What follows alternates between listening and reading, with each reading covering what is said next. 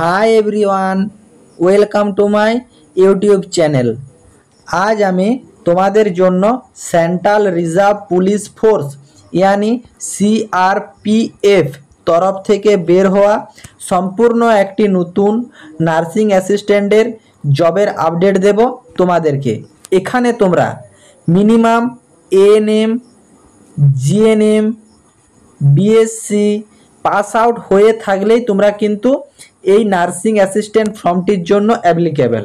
দেখো, এখানে যেহেতু তোমাদেরকে ফোর্স ডিপার্টমেন্টে নিয়োগ করানো হচ্ছে নার্সিং অ্যাসিস্ট্যান্ট পদেই, তাও কিন্তু তোমাদের এখানে হাইট মেজারমেন্ট আছে, ওয়েট মেজারমেন্ট আছে, তোমাদের চেস্টের মেজারমেন্ট আছে এবং তোমাদের কিছু মেডিকেল মেজারমেন্ট আছে।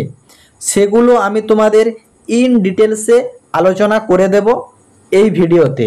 তোমাদের এখানে এডুকেশন কোয়ালিফিকেশান কী চাওয়া হয়েছে, তোমাদের মেজারমেন্ট কি কি চাওয়া হয়েছে, তোমাদের জয়েনিং কোথায় হবে, স্যালারি কত রাখা হয়েছে, এ টু জেড সব রকম আপডেট রয়েছে এই ভিডিওতে।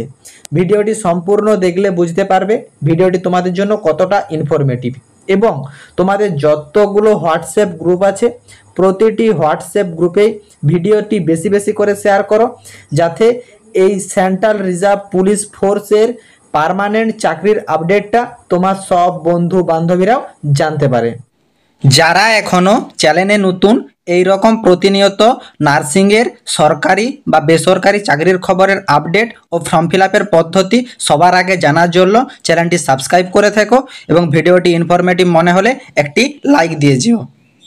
তোমরা এখানে সরাসরি তোমাদের কিন্তু রিক্রুটমেন্টটি করানো হচ্ছে সেন্ট্রাল রিজার্ভ পুলিশ ফোর্স, মানে তোমাদের কিন্তু এটা সেন্ট্রাল গভর্নমেন্টের পার্মানেন্ট নার্সিং পদে কিন্তু নিয়োগের বিজ্ঞপ্তিটি কিন্তু রিলিজ করা হয়েছে।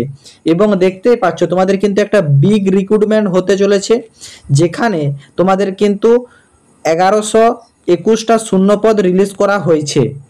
এবং এখানে তোমরা 21 থেকে 30 বছর বয়স পর্যন্ত সব ক্যান্ডিডেটরাই অ্যাপ্লাই করতে পারবে।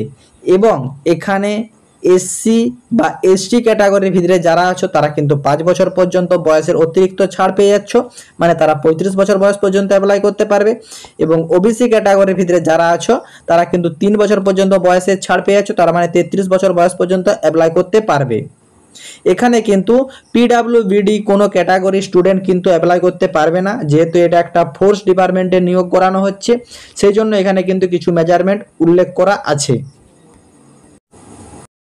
তোমাদের এখানে সিআরপিএফ নার্সিং অ্যাসিস্ট্যান্ট যে রিক্রুটমেন্টটি করানো হচ্ছে টোটাল 1121টা শূন্যপদ নিয়ে, এখানে কিন্তু তোমাদের ডিফারেন্ট ক্যাটাগরিতে কিন্তু নিয়োগটি করানো হচ্ছে। তো কোন কোন ক্যাটাগরিতে কতগুলি করে শূন্যপদ আছে এবং এডুকেশন কোয়ালিফিকেশানটা কী চাওয়া হয়েছে ইন ডিটেলসে তোমরা একটু দেখে নাও। এখানে দেখতেই পাচ্ছ তোমাদের কিন্তু অ্যাসিস্ট্যান্ট সাব ইন্সপেক্টর নার্সিং পদের জন্য কিন্তু 210টা শূন্যপদ রিলিজ করা হয়েছে এবং হেড কনস্টেবল নার্সিং অ্যাসিস্ট্যান্ট পদের জন্য কিন্তু 190টা শূন্যপদ রিলিজ করা হয়েছে। এবং তোমরা এখানে দেখতেই পাচ্ছ তোমাদের হেড কনস্টেবল এএনএম পদের জন্য কিন্তু 3টি শূন্যপদ রিলিজ করা হয়েছে এবং তোমাদের কনস্টেবল নার্সিং অ্যাসিস্ট্যান্ট এই পদের জন্য তোমাদের কিন্তু টোটাল 768টা শূন্যপদ রিলিজ করা হয়েছে। সব মিলে তোমাদের কিন্তু 1121টা শূন্যপদ রিলিজ করা হয়েছে। এখানে তোমরা দেখতেই পাচ্ছ যে অ্যাসিস্ট্যান্ট সাব ইন্সপেক্টর নার্সিং পদের জন্য তোমাদের কিন্তু এডুকেশন কোয়ালিফিকেশান চাওয়া হয়েছে, তোমাদেরকে কিন্তু উচ্চ মাধ্যমিক পাস থাকতে হবে, তার সঙ্গে তোমরা জিএনএম অথবা বিএসসি নার্সিং পাস আউট হয়ে থাকতে হবে যে কোনো রিকগনাইজ ইনস্টিটিউট বা ইউনিভার্সিটির থেকে, এবং সেই ইনস্টিটিউট বা ইউনিভার্সিটিটি যেমন ইন্ডিয়ান নার্সিং কাউন্সিলিংয়ের আন্ডারে রেজিস্ট্রেশন থাকে, তাহলেই কিন্তু তুমি এই ফর্মটির জন্য অ্যাপ্লিকেবল। সেই রেজিস্ট্রেশনটা তোমাদের কেএনসি রেজিস্ট্রেশন হতে পারে, ডব্লিউবিএনসি রেজিস্ট্রেশন হতে পারে, অন্ধ্রপ্রদেশ নার্সিং কাউন্সিলিংয়ের রেজিস্ট্রেশন আন্ডারেও হতে পারে, তোমাদের উড়িষ্যা নার্সিং কাউন্সিলিংয়ের আন্ডারেও হতে পারে, মহারাষ্ট্র নার্সিং কাউন্সিলের আন্ডারেও হতে পারে। যে কোনো তোমাদের রেজিস্ট্রেশন সার্টিফিকেট থাকলেই ইউ আর অ্যাপ্লিকেবল। তারপর তোমরা এখানে দেখতেই পাচ্ছ যে তোমাদের এখানে হেড কনস্টেবল নার্সিং অ্যাসিস্ট্যান্ট পদের জন্য তোমাদের কিন্তু সেম ক্রাইটেরিয়া চাওয়া হয়েছে। জিএনএম অথবা বিএসসি নার্সিং যে কোনো রিকগনাইজ ইনস্টিটিউট থেকে পাস আউট হয়ে থাকতে হবে এবং তোমাদের রেজিস্ট্রেশন সার্টিফিকেট থাকতে হবে এবং তোমাদের কলেজটা কিন্তু ইন্ডিয়ান নার্সিং কাউন্সিলিং রেজিস্ট্রেশন থাকতে হবে, তাহলে কিন্তু তুমি এই ফর্মটির জন্য অ্যাপ্লিকেবল। তারপর তোমরা দেখতে পাচ্ছ যে হেড কনস্টেবল এএনএম পদের জন্য তোমাদের কিন্তু 12 পাসের পর কিন্তু এএনএম কোর্স করা থাকলেই কিন্তু ইউ আর অ্যাপ্লিকেবল এবং তোমাদের কিন্তু মানে কলেজটা যে কোনো মানে ইন্ডিয়ান নার্সিং কাউন্সিলিংয়ের আন্ডারে থাকতে হবে এবং তুমি যে কোনো স্টেট থেকেই কিন্তু রেজিস্ট্রেশন থাকলেই তুমি কিন্তু অ্যাপ্লিকেবল। তারপর দেখতেই পাচ্ছ তোমাদের এখানে কনস্টেবল নার্সিং অ্যাসিস্ট্যান্ট পদের জন্য কিন্তু তোমরা এএনএম জিএনএম বিএসসি নার্সিং যে কোনো ডিগ্রি পাস আউট হয়ে থাকলেই তুমি কিন্তু এই ফর্মটির জন্য অ্যাপ্লিকেবল। তোমাদের কিন্তু এখানে যে কলেজটি থেকে পাস আউট করবে সেই কলেজটি কিন্তু ইন্ডিয়ান নার্সিং কাউন্সিলিং রেজিস্ট্রেশন থাকতে হবে, তাহলে কিন্তু তুমি এই ফর্মটির জন্য অ্যাপ্লিকেবল। সেই রেজিস্ট্রেশনটা তোমাদের যে কোনো স্টেট থেকে হতে পারে, এনি স্টেট রেজিস্ট্রেশন থাকলেই ইউ আর অ্যাপ্লিকেবল। এখানে তোমাদের সিআরপিএফ নার্সিং অ্যাসিস্ট্যান্টের যে রিক্রুটমেন্টটি ডিটেলস আমি তোমাদেরকে জানাচ্ছি। এখানে তোমাদের এজ লিমিট দেখতেই পাচ্ছ, আগে আমি জানিয়ে দিয়েছি 21 থেকে 30 বছর পর্যন্ত অ্যাপ্লাই করতে পারবে এবং যারা কাস্ট আছে তাদের কিন্তু কাস্টের এজ রিল্যাক্সেশন দেওয়া হবে। এখানে মেজারমেন্টগুলো কি চাওয়া হয়েছে ফিজিক্যাল স্ট্যান্ডার্ডে সেগুলো তোমরা ইন ডিটেলসে দেখে নাও।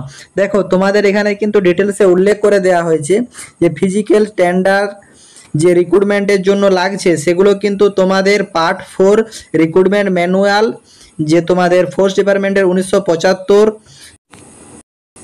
করাপ্টেড আপ টু 19/4/2006 এই সময় থেকে তোমাদের যে হাইট ওয়েটের মেজারমেন্ট লাগু করা হয়েছিল সেই অনুযায়ী কিন্তু তোমাদের এখানেও কিন্তু হাইট ওয়েট চেস্ট সব মেজারমেন্টই কিন্তু তোমাদের লাগবে।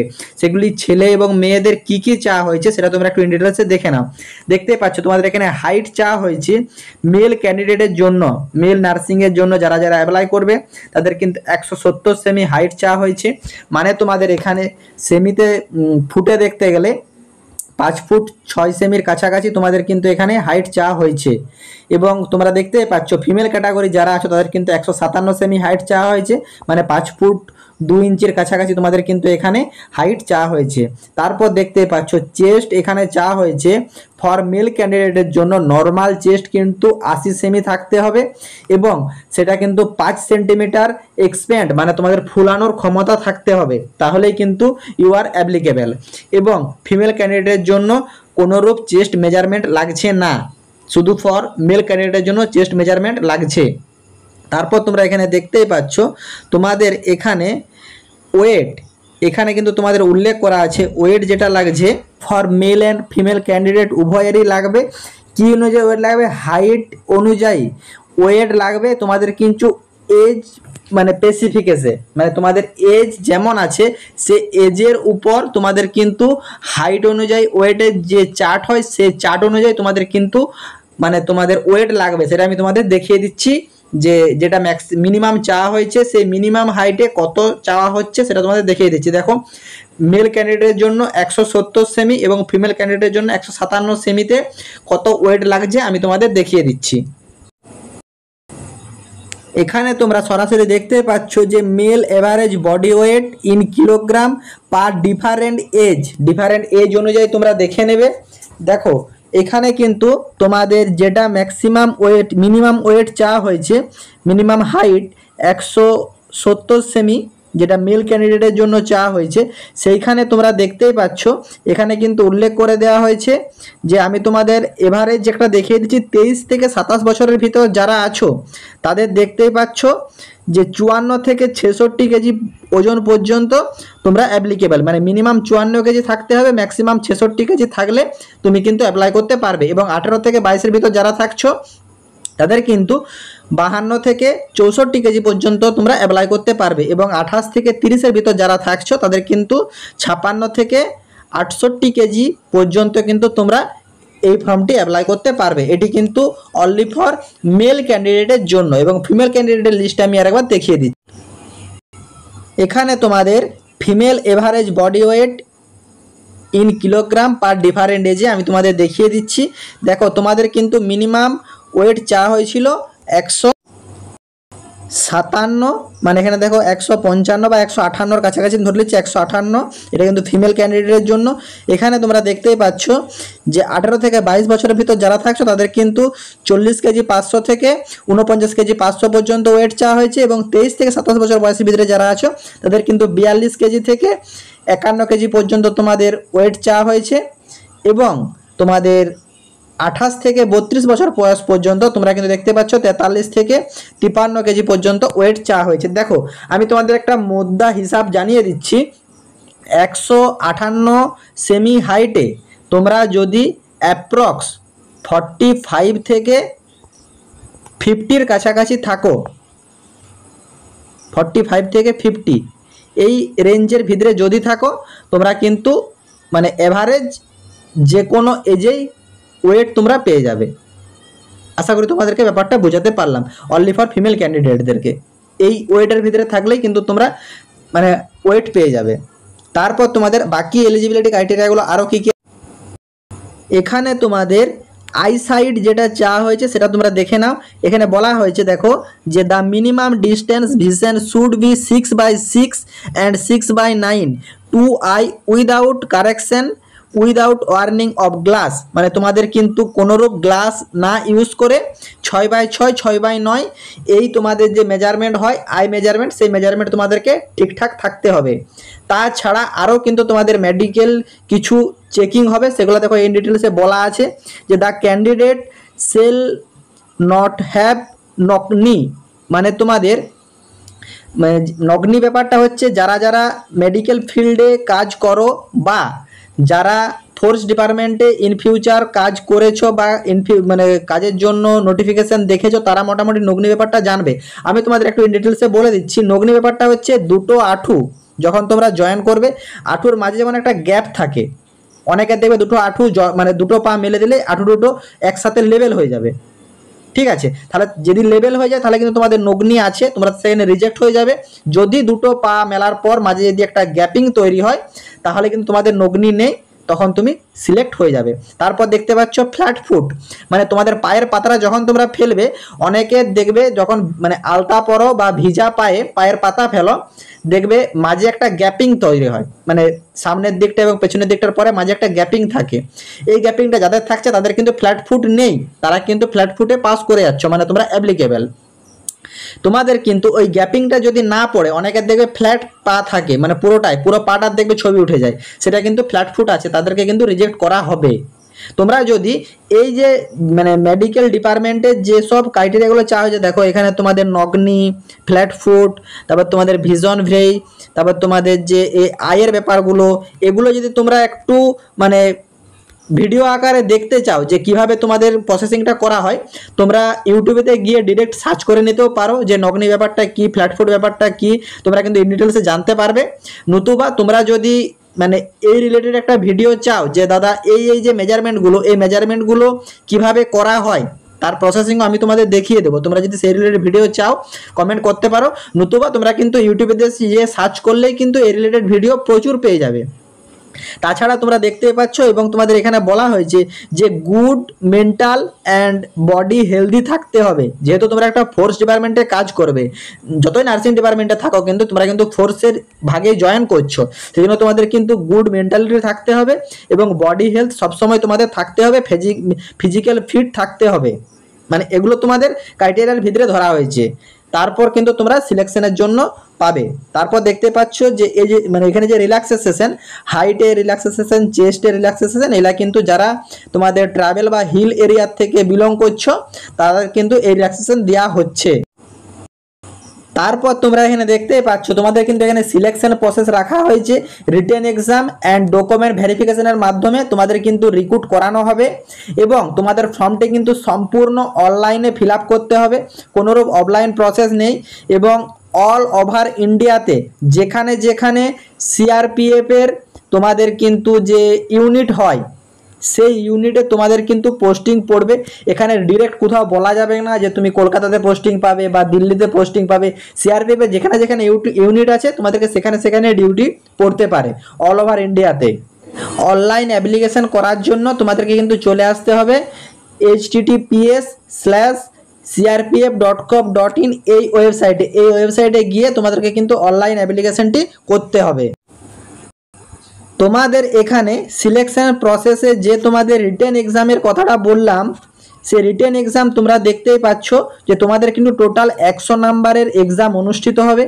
এখানে কিন্তু তোমাদের ট্রেড প্রফেশন রিলেটেডে তোমাদের কিন্তু থাকছে 50 নাম্বারের, মানে তোমরা যে ট্রেডের উপর তোমরা অ্যাপ্লাই করবে সেই ট্রেডের উপর থাকছে 50 নাম্বার। মানে দেখো এখানে কিন্তু অনলি ফর যে তোমাদের নার্সিং অ্যাসিস্ট্যান্ট বেরিয়েছে সেরকম ব্যাপারটা নয়, নার্সিং অ্যাসিস্ট্যান্টের সাথে ফার্মাসিস্ট থাকছে, তোমাদের বাকি আদার্স সব রকম পোস্টে কিন্তু নিয়োগটি করানো হবে। তো বিশেষ করে যাদের যে ট্রেড, নার্সিংয়ে নার্সিং ট্রেড, ফার্মাসিস্টে ফার্মাসিস্টের ট্রেড, সেই ট্রেডের উপর তোমাদের থাকছে 50টি কোশ্চেন 50 নাম্বারের।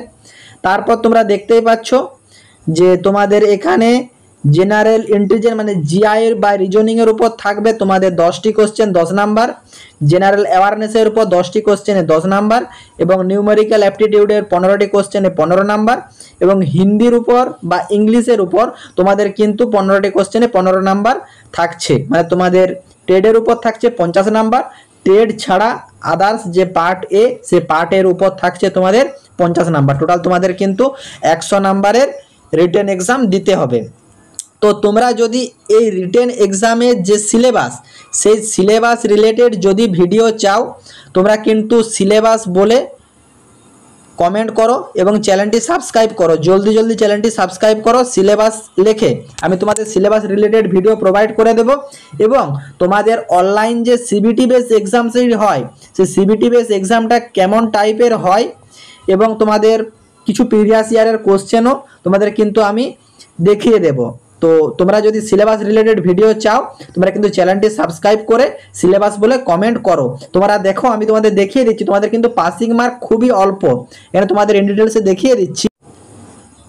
তোমাদের এখানে দেখো যে তোমাদের যতগুলো নার্সিং ডিপার্টমেন্টের জন্য দেখালাম, এখানে তোমাদের যারা জেনারেল ক্যাটাগরির ভিতরে আছো তারা কিন্তু 50% নাম্বার পেলে পাস করে যাবে। এসসি এসটি ওবিসি ক্যাটাগরির ভিতরে যারা থাকছো তারা কিন্তু 45% নাম্বার পেলেই কিন্তু পাস করে যাবে। এবং তোমাদের এখানে ওই যে কনস্টেবল ডিপার্টমেন্টগুলো আছে সেখানে কিন্তু জেনারেলদের 45% এবং এসসি এসটি ওবিসিতে 40% নাম্বার পেলে কিন্তু তোমরা পাস করে যাচ্ছ। মানে তোমাদের বিরাট কিছু হাই লেভেলের কোয়ালিফাই মার্ক নেই।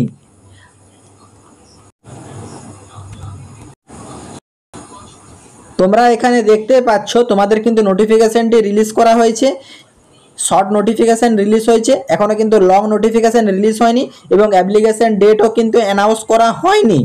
তোমাদেরকে এটা আমি ডিটেলস জানিয়ে দেওয়ার জন্য এবং কারো যদি কিছু মেডিকেল প্রবলেম থাকে সেই মেডিকেল প্রবলেমগুলো ক্লিয়ার করে নেওয়ার জন্য বা তোমাদের এডুকেশন কোয়ালিফিকেশনের যেসব ডিটেলসগুলো আছে সেই ক্রাইটেরিয়াগুলো ফুলফিল করার জন্য এবং তোমাদের যে সিলেবাস সেই সিলেবাস রিলেটেড ভিডিও দেখে তোমাদের কিন্তু এক্সাম প্রিপারেশন নেওয়ার জন্য এই শর্ট নোটিফিকেশনটি তোমাদেরকে ডিটেলসে জানিয়ে দেওয়া হলো। তোমরা কিন্তু চ্যানেলটি সাবস্ক্রাইব করে সাথে থাকো এবং যারা যারা ফর্মটি ফিল করতে ইচ্ছুক তারা কিন্তু ফর্ম ফিল আপ করতে চাও বলে চ্যানেলটি সাবস্ক্রাইব করে কমেন্ট বক্সে কমেন্ট করে রাখো, তাহলে আমি কিন্তু তোমাদেরকে form fill up related video provide করে দেব। তোমরা জানোই যে অনলাইন জব আপডেট সবসময় তোমাদেরকে জেনুইন আপডেট এবং ফর্ম ফিল আপের পদ্ধতি সবার আগে কিন্তু প্রোভাইড করে থাকে, সেইটি দেখে কিন্তু তোমরা তোমাদের হাতে থাকা মোবাইলের মাধ্যমেই নিজেদের অ্যাপ্লিকেশনগুলো কমপ্লিট করে নিতে পারবে। সেই জন্য তোমাদেরকে চ্যানেলটি সাবস্ক্রাইব করে সাথে থাকতে হবে। টাটা।